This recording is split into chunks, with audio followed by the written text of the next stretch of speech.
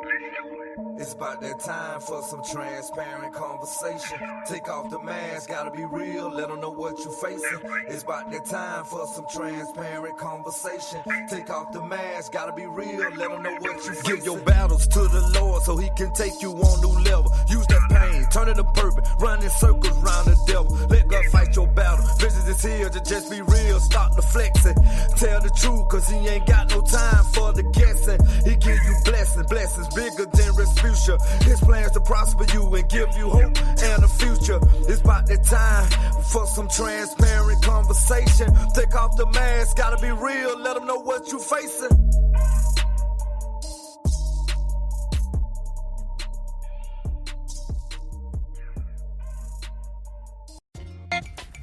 Welcome to Transparent Conversations with LaToya here on D30 Radio, the hottest and trendiest internet radio of all time. Our topic for today is From Penitentiary to the Pulpit. We'll have Minister Jeanette James from Greater Mount Zion in Phoenix City, who's going to share her testimony with us. Minister James, she is so transparent. I know this is going to be a great conversation. I just love my sister, Minister J, because guess what? She is real. And I love being around people who are real and who are just real and just themselves. So that makes you want to be yourself around her. So hello, Minister James. Hello, LaToya. Thank you for joining us. Thank you for having me. Yes. Well, tell us a little bit about yourself, where you're from, what do you do, what are you doing in the community here? I'm from Grand Rapids, Michigan. I came here in 2003. I was born and raised in Grand Rapids around snow. Never knew that snow was a problem because I was raised like that. But I came down here one December and my brother-in-law was barbecuing in shorts. And I said, oh no, I got to move. And so my sister had been here about 30 years, because she came down, my niece was in the Army and she got pregnant, so she came down to help her. And when I was in Grand Rapids, my life has always been kind of crazy because I was never, as far as I was concerned, I quit school in the 8th grade. Mm. And I have four sons. My oldest is 56 and my youngest is 49. And so I started having babies. I had my first one when I was 15. Mm-hmm. And so as far as I was concerned, I didn't have to go to school. I mean, that's just, and so my mama had a tutor come to the house, mm-hmm. but I wouldn't let her in. And so everything that I know is I'm self-taught. Right. I did go try to get into college because I did get my GED, but I wasn't in college to really be in college. I went to college to just get the money, to get the loans. Well, that's been a hindrance like I don't know what, because I owe the Sally Mae or whoever it is, I owe them $25,000 and I got a GED. Wow. So, I mean, that's the position that I put myself in by not thinking. Mm-hmm. But when I was 17, I got my first job at a hotel. I was a maid. I worked a week. After that week, I quit, and I had a cousin who was already on the street prostituting. Mm. And so I decided that's what I wanted to do. Well, I was not a very good prostitute because every time I turned around, I was going to jail. Every trick I thought was a trick was the police. All right. So the first time I went to jail, I had a $56 fine. The second time I went to jail, I had 6 months. And the third time, I went to prison. I went to prison for prostitution. I ended up doing 23 months. It was in Detroit, Michigan. The name of the prison was DeHoco. Right. I had never... Grand Rapids was a small town. And I ended up... Oh, my God. I ended up in prison, and they wanted to make me a cook.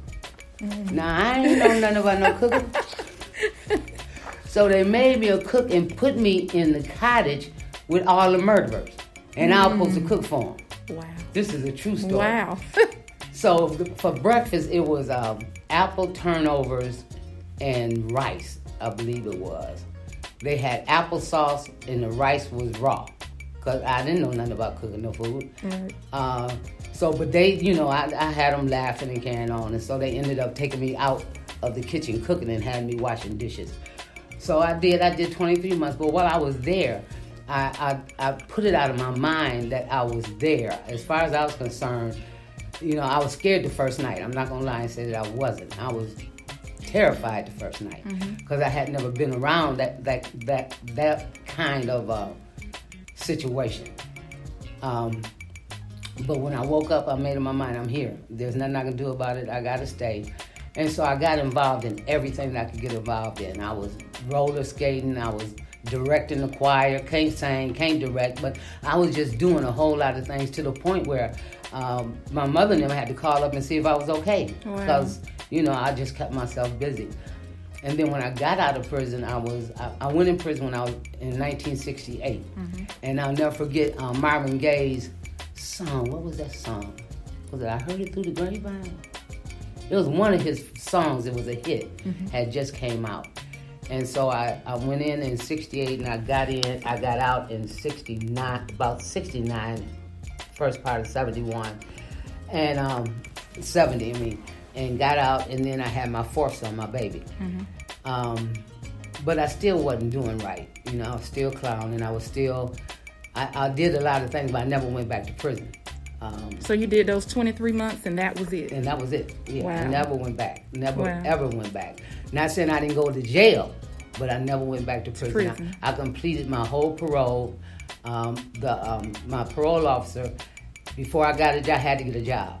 And he made me come to his office at 6 o'clock in the morning until I got a job, and he wasn't there till 8. And so I ended up getting a job in a factory, and I told them I've never lied about my record. Never, ever have I lied about it. And I told them about it, and they hired me. And I worked there for about 2 or 3 years. I got off parole. And during the 2 or 3 years that I was there, it was some folks that seen my name in the paper, and they went to personnel and human resources and said that they didn't want to work with me, that kind of stuff. And so the man said, well, then you're going to have to leave because we already know what she's done. And so, it was just smooth sailing then. But then I got tired of being dirty. We was doing something with refrigerators. The name of the company was Light Metals. And we was doing something with refrigerators. I can't remember what, but I quit and went to school. I went to Davenport University in Grand Rapids, and I got a stenographic certificate, and then I started working in offices, and I've been working in offices ever since. I was working on computers back then. The computers had to have the paper, and oh my God, it's so different from now, but I was always interested in computers, and so every job I got, I always taught myself. I had a job working at a blind place where it was called Association for the Blind, and this blind lady is the one who really taught me how to use computers. Oh wow! And she can't see a lick. She can't see, and her husband can't see. Wow! But she taught me computers. She really did. Wow. And they had a sightseeing a son who used to put objects in their way so they could trip. He used to do that. Well, I have a question for you now. Okay. You said you had your kids and you went to prison. Now, where were the kids during that time? My mother and my sister. Your mother and sister raised them. They're the ones that raised them because I didn't know anything about kids. I'm just going to be as honest as I can be. I liked to do it, but didn't connect being pregnant was going to be an outcome of it. Understand. And so, I was just... You didn't connect with any of the children's fathers, or? Well, the oldest son, his father at first denied him. Right. But he came out looking just like him. And his mother told him, you need to stop that because that is your son. Right. My second, his father, I had lied to him about who his father was. Right. Because his father was ugly. I'm just... You know what? I can't help but laugh. That's why I said you all, hey, Minister J she's transparent. She is real. I'm telling you, honest to God, truth. His father was ugly, and so I didn't never tell him who his father was. But his father knew, and he used to come and get him and stuff. And then he ended up dying in a car accident. But my second son did get a chance to know his father and know his siblings and aunts and uncles and stuff like that. And that's good. My third son, to be perfectly honest, I have no idea who his father is. Right. I got him when I was prostituting. Right. He was 9 months old when I went to prison. And then when he was 11, because my kids are salt and pepper. My oldest one is blue-black. My second one is about a creamy color. Well, my third one, who I guess he a white man, baby, curly brown hair, bright skin, you know. And so he asked me when he was about 11 who his father was. And I told him, I said, I have to tell you the truth, I really don't know. He said, well, then God is my father. Right. And he is an awesome man. He's a principal at a high school. He graduated college. Wow. I mean, he just grew up to be just awesome. And my baby boy, that's my baby. And when I say he's my baby, because he is the first one out of all 4 of my sons that called me mama first. All the rest of them called my mama. They didn't call me mama. I was like a big sister to them. Right. But he called me mama first. And he was the first one I saw take his first steps. My second son, I saw him walking, but I was in jail, and the matron took me out to the lobby and let me watch him walk. So our connection is good now. But when I was out in the streets, we had a fragmented kind of connection because I was never there. Right. My mom and my mama really took care of my kids. She Right. took care of all my kids, and my sister helped her out. And I was just out and about in the street. We had this bar. It was called the Limelight, and I would go to that bar every day. And one time I went to the bathroom, and I was so drunk I wouldn't get off the toilet. That was my bathroom as far as I was concerned. And my cousin called my mother, and my mother and my son came down there to get me. That wasn't embarrassing to me because, I mean, that's who I was, Right. you know. But anyway, my life kept going. Then I ended up shooting heroin, drinking cough syrup. And towards the end of when I came down here, I called my sister because I was almost on a suicide mission. I was shooting dope and I was smoking dope at the same time. And I called my sister and my brother-in-law and asked them to come and get me because I was killing myself. And they got on a Greyhound bus. I had a little raggedy car.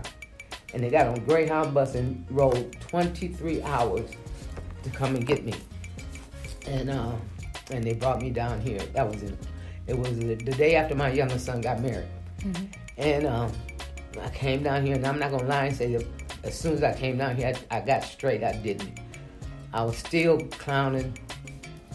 Because if you're a dope fiend, I don't care where you at, you're gonna find some dope. Right. I mean, that's your mission in life. Right. And so it was not hard for me to find any drugs when I got here. And I got here on the 24th of August of 2003. And the day after, I got a job with the Urban League. Because my son, my third son, was the president of the Urban League up in Michigan. And so he called the president here and got me hooked up. And I worked there for 6 years.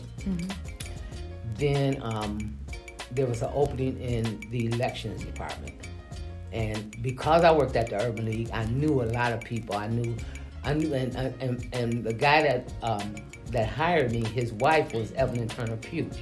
And so I knew her. She was the mayor pro tem. I knew Nancy Bourne, who was the director of elections. And so I had to be honest with them about my past. And I have 4 felonies. Right. And so they had to check me out, and they did. But because they all knew me, they asked Nancy, well, can you come up with a reason why you shouldn't hire? And she said no, and I've been working there 10 years. Oh, wow. God is good. That is so good. God is awesome. And during those 10 years, I ended up, Cheryl, my sister, and my brother-in-law were members of Greater Mount Zion. And they took me to Greater Mount Zion. And I joined the choir. And Pastor Williams, he saw something in me that I never knew existed. I never ever knew existed. I mean, I really, really didn't. I fought it a lot because I couldn't believe me, a minister. Oh no. For one thing, I had a hard time understanding God. I had a hard time believing that God could love somebody like me. I had a hard time with that.